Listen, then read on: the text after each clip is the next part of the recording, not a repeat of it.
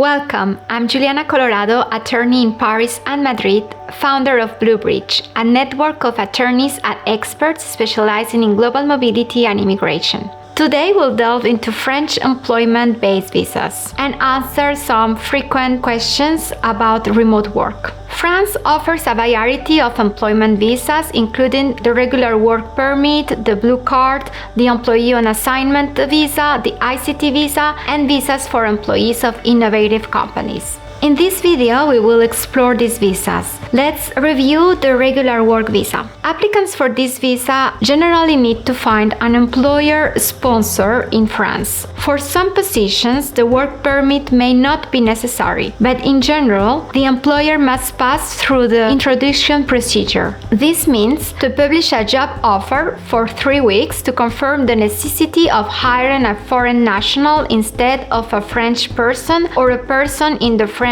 employment market. Then, the person must request the work permit and ultimately the visa, which is delivered first for 1 year. If you are a highly skilled and qualified person, the blue card can be a very interesting option. The blue card is for highly qualified individuals who hold a contract for at least 1 year and earn an annual gross salary of at least 54,000 euros approximately. The applicant should also have a degree that corresponds to 3 years of higher education or 5 years of comparable professional experience. This card is very interesting as it allows great mobility in Europe. If your employer does not have the desire to hire permanently in France, then the talent passport for employee on a mission or the ICT visa can be a good fit for you. These visas apply to those who are transferred within the same corporate group for 1 or several years in France. The employee must be hired by the sending company for at least 3 months and meet certain salary criteria. The ICT visa is for managers or experts within the same corporate group. It requires 6 months of seniority in the group and it's valid for up to 3 years.